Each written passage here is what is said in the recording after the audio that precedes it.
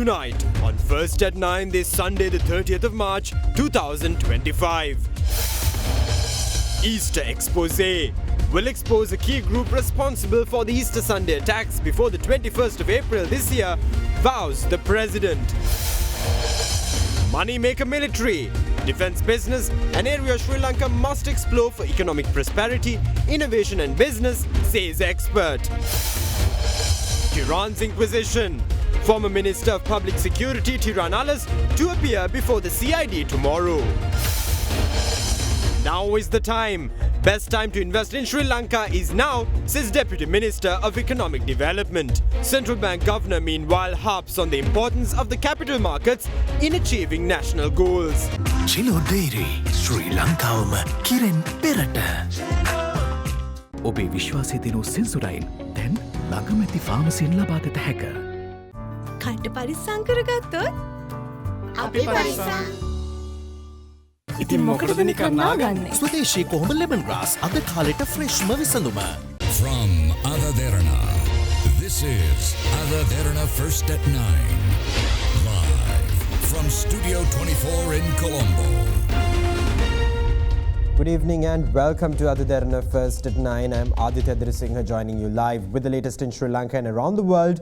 Brought to you by the only Sri Lankan media network to rise to the pinnacle across all media platforms, recognized as the best by every survey and beloved by the people. Now in your top story tonight, President Lanka assured that several of those responsible for the 2019 Easter terror attacks will be exposed before the 6th commemoration of the Easter Sunday attacks this year. Speaking at a public rally today, the head of state noted that all the former parliamentarians and the Inspector General of Police who are currently in remand custody are criminals who perpetrated various crimes in the country. President Lanka further added that the NPP is working towards ensuring that the people of this country have a clean state for themselves. In view of the upcoming local government elections, the National People's Power held another public rally in Deyandara today under the series Outcome is Clear, Victory is Ours. The rally saw the attendance of President Lanka and several other political representatives. People eagerly anticipate that those involved in fraud, theft or corruption will face legal repercussions. Shouldn't we do it? Indeed we should. The government cannot punish people. However, an administration can initiate inquiries into such crucial matters through the Criminal Investigation Department and the Commission to investigate allegations of bribery or corruption. Using the facts uncovered through those investigations, a government can institute legal action in the High Court through the Attorney General's Department. That is one of the duties of the government. The government's duty comes to an end once those lawsuits are filed in court. Then the matter falls within the jurisdiction of the courts. The courts have to rightfully examine the pertinent case and administer justice. We are currently fulfilling our responsibility. Several investigations have been initiated at the moment. In addition to fraud, theft and corruption, investigations into the Easter Sunday attacks are also being carried out systematically. We will once again commemorate the lives lost in the Easter attacks on the 21st of April. The Criminal Investigation Department is currently working on exposing a key group responsible for the attacks before the 21st of April. Shouldn't we do it? Indeed we should. As everyone is aware, 3 former MPs have already been placed under remand custody. One of the former MPs is currently in hiding. Let him continue hiding. Don't panic. The Inspector General of the Police has also been remanded. All these arrestees are criminals who perpetrated various crimes in Sri Lanka. We will bring more news to you over the next few days. The NPP is currently working to ensure that the people of this country have a clean state.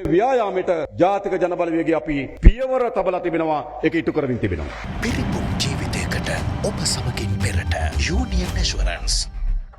චන්දුරුසුනේ කාගෙන් මනාපේ සිංහ TV සඳහා සුපිරි deal.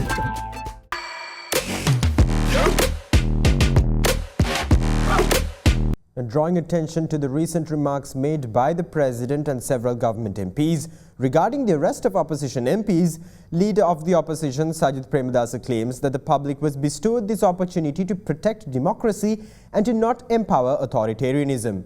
Speaking at a meeting in Kundasale recently, Premadasa called on the public to ensure the SJB's victory this election and to sound the alarm against the incumbent administration. The Samagi Jana Balawege held a meeting in the Kundasale constituency recently in view of the upcoming local government election under the patronage of the party's leader and opposition leader Sajith Premadasa. Sri Lanka's governance today is incompetent and ineffective. What do the government MPs say? They say that more vocal an opposition MP is, more likely it is for them to be thrown in jail. The president meanwhile claims that the parliament will be able to convene in prison soon. That is a very dangerous statement. Are we not allowed to show them their mistakes and provide constructive criticism and suggestions? Can they muzzle us like this? Keep in mind that you were bestowed this opportunity to protect democracy and not to empower authoritarianism. We will continue to voice the concerns of the people. The Samagi Jana Balawege is committed to protect these rights of the public. Let's create the country's turning point in the upcoming local government election. Let's sound the alarm against this government which continues to lie and deceive the public through the Samagi Jana Balawege's victory. Samagi Jana Balawega Jayagrahana Kara අපි නිර්මාණය කරමුයි කියලා මේ අවස්ථාවේ ප්‍රකාශ කරනවා. Parliamentarian and leader of the Sarvajana Balaya, Dilith Jayavira, reaffirmed his party's commitment to establishing an entrepreneurial state in Sri Lanka and revealed that Sarvajana Sabha will be set up island-wide to further this ambition despite the outcome of the local government election looming ahead. Speaking at an event in Polonnaruwa, Jayavira also claimed that Sri Lanka's progress has been hindered since the incumbent government continues to follow in the former administration's footsteps. As the local government election draws closer, another edition of the Sarvajana Balaya's island-wide awareness campaigns was held in Polonnaruwa today under the patronage of party leader, parliamentarian Dilith Jayavira. The NPP has launched a new campaign, One Life for One Constituency. The NPP claimed at a certain meeting that they would import luxury buses. I was the former Minister of Transport. I challenged them to import a luxury bus if possible. It is impossible to import Japanese buses. That is because Indian companies always win the tender. If I ever imported a Japanese bus while I served as minister, then I would be thrown into the jail cell right next to Chamara Sampath Dasanayaka for importing buses at a higher cost to the government. Luxury buses cannot be imported through the existing tender protocol. Sri Lanka's economy cannot be revived by perpetuating lies in each constituency.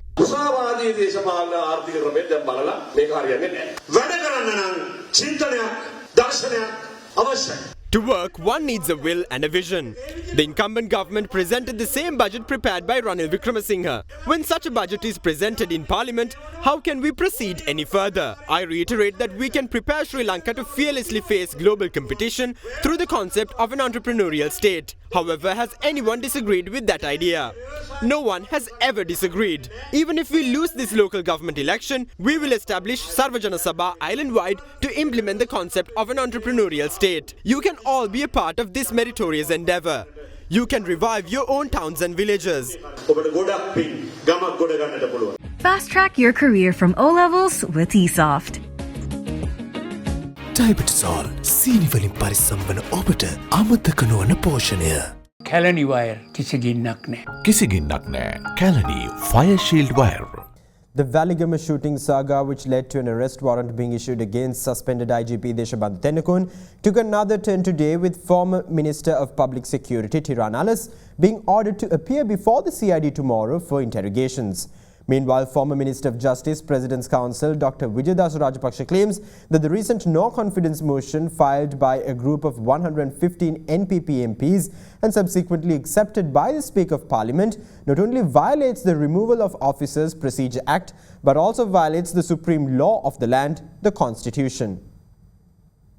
The Mathura Magistrates Court issued arrest warrants against 8 suspects, including Inspector General of the Police, Deshabandhu Tennakun, over their alleged involvement in the death of a Colombo Crime Division police officer during a shootout near a hotel in Valigama, Mathura on the 31st of December 2023. To record a statement of the death of the CCD police sergeant, former Minister of Public Security Derana has been ordered to appear before the Criminal Investigation Department tomorrow. A senior official of the CID stated that the former minister will be interrogated over suspicion that he might be aware of details related to the fatal shootout. Against this backdrop, a no-confidence motion signed by 115 NPP MPs to remove the suspended IGP was submitted to the Speaker of Parliament. During a press briefing today, former Minister of Justice, Prison Affairs and Constitutional Reforms, Dr. Vijayadasa Rajapaksa shared his thoughts on the matter. As per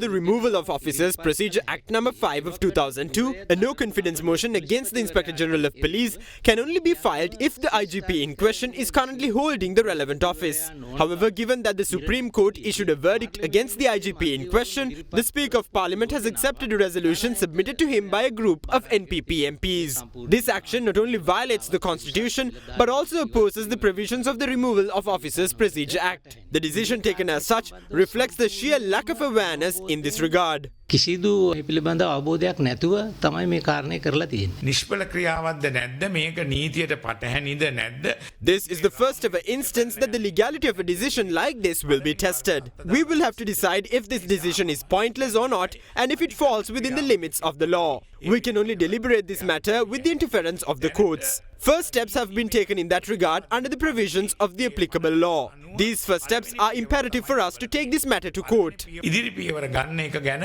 අධිකරණයකට යාමට හැකියාව තියෙන්නේ. Dr. Harinda Vidanage, Director of the Centre for Strategic Assessment and Senior Lecturer in Strategic Studies at the Sir John Kothalawala Defence University, emphasises that Sri Lanka should explore the defence market as a potential business avenue to generate revenue.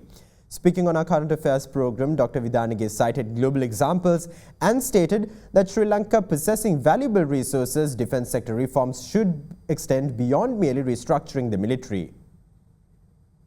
We were talking about defence budgets earlier, 442 billion in 2025 allocated via the budget, higher than the 2024 allocation. And there has been much conversation around the industry of weaponry and manufacturing of weapons in Sri Lanka. How do you look at this? This is another area where people get very upset. I think it's this term, no, weapon, we have very negative connotations about arms, ammunition. But from a strategic perspective, again, coming from economic perspective, we call this a country's defense industrial base. A country's defense and defense resilience is also measured by the defense industry that it possesses. So that is why one of the reasons why Europeans are terrified, or Europe is very worried with the Americans pulling out or ceasing the support it provided to Ukraine in its conflict with Russia, because none of them has a robust defense industrial base. Russia, though they were criticizing Russia, had a better industrial base, and also Russia had a major strategic approach. When the Russians were running out of ammunition, they reached out to the North Koreans. Russia is one of the largest global vendors of value market of weapons. Till very recently, 70% of India's defense platform were Russian in origin and Russian architecture. So, but one country which thrived recently is India again. Today, most of the war, the European war is fought using Indian artillery. A defense industrial base, at least from selected, it doesn't have to be producing weapons, but components. If we are looking at economic prosperity and innovation and business, defense is an area we should explore, because that is a market that doesn't fade. When we are talking about defense reforms and restructuring, it's not just a restructuring of our armed forces or the architecture of our armed forces, but also the defense industrial base. What can we produce, or who can invest in Sri Lanka, and we do joint ventures on defense. So, with that, here's a look at more news across the island in brief.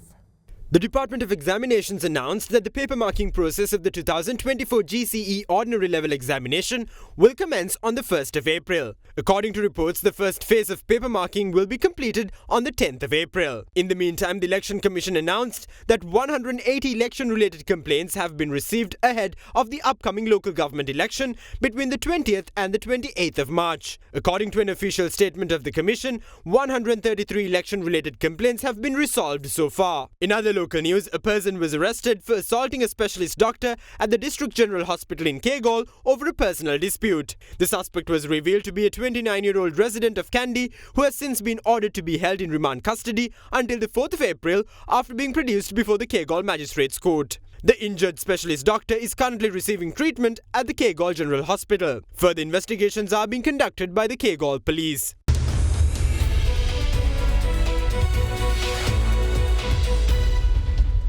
Welcome back. You're joining Ada Derana, Sri Lanka's most trusted news source.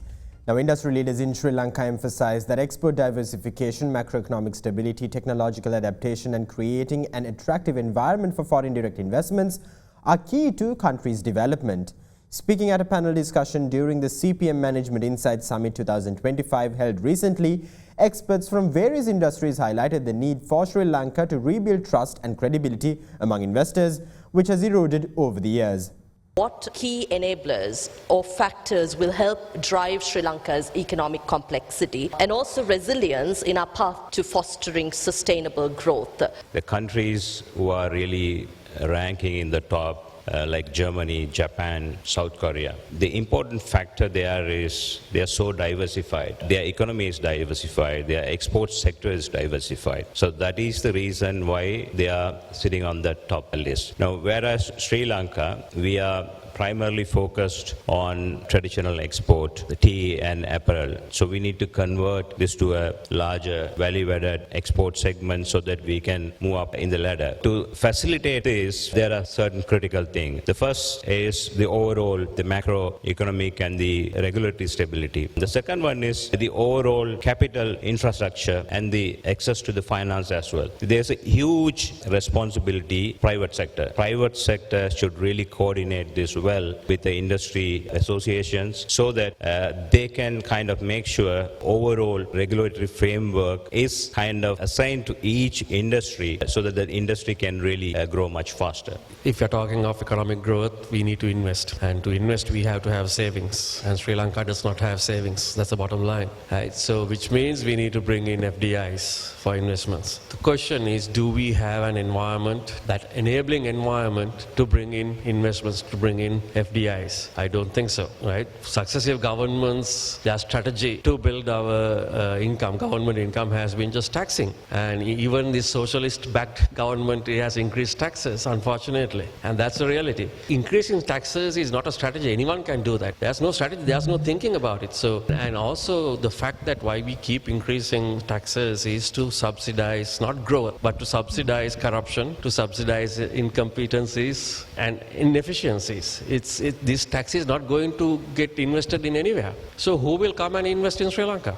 Even in the empirical studies show that in Sri Lanka's productivity is very low. You know, the complexity of economic growth comes from two main sources. One is factor endowments, that is capital and labor, and the other one is the productivity. If we want to increase the productivity, we have to allocate resources efficiently. We have to do the optimal allocation of resources because we know that the resources are very scarce. And the other one is high technology diffusion. We have to accept the technology very quickly. And the second one is access to finance. If you want to create a financial inclusion, or if investment climate want to be very conducive, everyone should have access to finance. So that the rules and regulations will be very flexible and people can access to finance with a very minimum transaction cost. And the other one is the leadership. I consider this as the X factor. The leaders should set the tone at the top. They should be competent.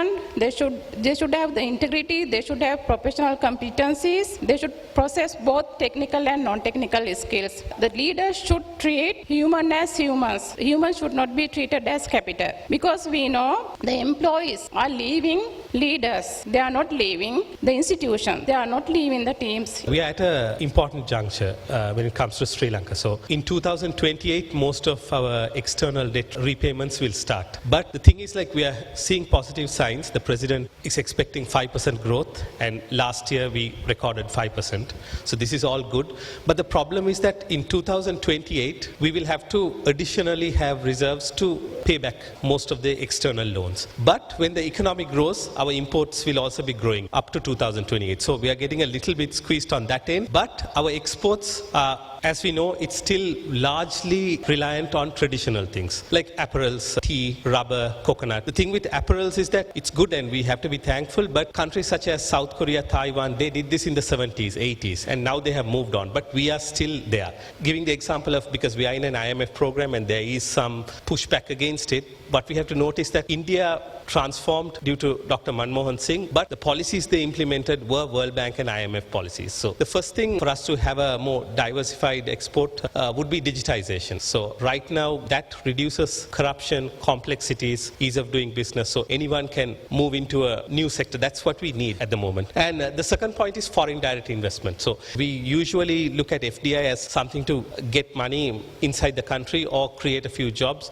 But FDI is essential for exports because the stats are 64% of global exports is done by multinational companies. And if you look at knowledge intensive exports, 82% of of knowledge-intensive exports are done by multinational companies. And lastly, education. Education is absolutely essential because right now that is something that is needed in order to innovate. We rank very high on humanitarian studies, but quite low on STEM. I think it is a really important point to change few things and make sure we are known for those changes, and then to make sure those changes are trusted, because we've lost credibility over the last 30-40 years of doing very haphazard changes. What we are lacking is that branding for Sri Lanka, right? It is not just due to the lack of vision and lack of policy and lack of roadmap. It is because we have been not using our best resource, our best asset proper. We need to really repurpose Sri Lanka first. There are entrepreneurs now. There is some amount of saving and money in the economy.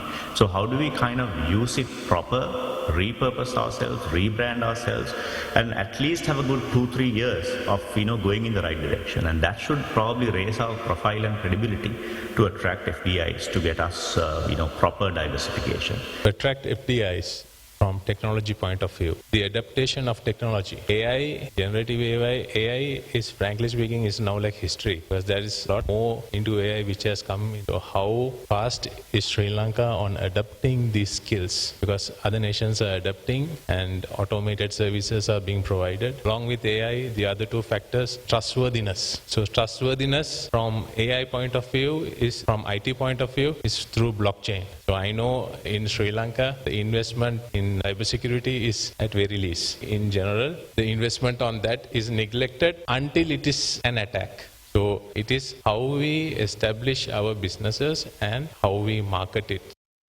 Now in other business news, Deputy Minister of Finance and Planning Dr. Harshana Surya Peruma says now is the best time to invest in Sri Lanka given the government's commitment to stability and growth. He made this comment while addressing the recently held Invest Sri Lanka Capital Market Investor Forum, jointly organized by the Colombo Stock Exchange and the Securities and Exchange Commission of Sri Lanka. Speaking at the same event, Central Bank Governor Dr. Nandalal Veerasinghe says the capital market will play a crucial role in achieving Sri Lanka's ambitious growth targets. The Invest in Sri Lanka Capital Market Investor Forum 2025, hosted by the Colombo Stock Exchange in collaboration with the Securities and Exchange Commission of Sri Lanka, was held recently in Colombo. From a capital market perspective, there's a lot to be said in terms of valuation. We are still under 8.5 times price earnings. We are the cheapest market in this region. We are trading at 1-time book. We are also the most advanced if you leave out India. We brought in a lot of debt products, sustainable bonds, infrastructure bonds. We've had the first 2 issuances of green bonds. We are introducing sukuks. We would have the first sukuk being issued in a few weeks' time. We are also looking at moving into diversified products like commodities. And to that effect, we've actually signed a partnership with CDX in India to start the first derivative exchange within the port city. We have Pakistan, Bangladesh, Maldives and Nepal. We hope to sign a MOU between our 5 markets, the 5 frontier markets of South Asia, in terms of collaboration and promoting our market as a whole. And hopefully that would mean a continuation of the now defunct South Asian Federation of Exchanges being reignited. I don't think banks will ever be able to provide sufficient medium to long-term capital for the high economic growth that we need in this country for next several years. That is where the capital market must be the source of raising medium to long-term capital. In terms of banks' exposure to big corporates and not state-owned enterprises, they need to diversify their exposure. Bring down the excessive exposures for next 3 years, which means what is the choice for these big corporates, big state-owned enterprises to raise capital is to go out of the banking system and try to raise capital out of the capital market. Sri Lankan state owns a large stock of assets. Capital market dealers, you need big state-owned enterprises be listed in the capital market. If you look at Sri Lankan investors, general public, what are the investment opportunities for the public? A lot of people, whatever their savings, they invest in fixed deposits or something in the banking sector because they don't have diverse investment opportunities. That's where capital market development, offering more opportunities for regulated capital products is important. I think there's a lot of opportunities also. This moment is the right moment to enter to Sri Lanka. Government policies are supporting businesses. When we look at our budget, we have not changed many of the regulations, policies levies and taxes. Because we know investors, when they decide to invest, prepare their cash flows for X number of years to ensure government will support those policies. Prior to the elections itself, we were very clear the current government will not derail from the IMF program. That is to give the message of continuity. What is the outcome of the approach that we adopted? The stability that we have created today. Political stability with 2/3 majority in the parliament. I'm sure it will translate into economic stability. Investors know the price that they had to pay before in terms of corruption is now taken away from the equation. The way market performed since the election is a testimony. They recognize the message that we gave prior to the election. The best way forward is not just by slogans but demonstrating in action that we are serious of what we stood for. Now, scaling the target of achieving 3 million tourist arrivals this year, Sri Lanka has so far welcomed 684,960 visitors from the 1st of January till the 26th of March. According to the latest statistics from the Sri Lanka Tourism Development Authority, 191,982 tourist arrivals were recorded between the 1st of March and the 26th of March this year. The highest number of tourist arrivals were recorded between the 1st to the 7th of March this year, with 53,113 tourists visiting the island. India continues to secure the top spot among source markets, with 32,879 tourists visiting the island nation, while Russia trails behind with a record of 25,864 tourists. A significant number of tourist arrivals were also reported from the United Kingdom, Germany, France and China.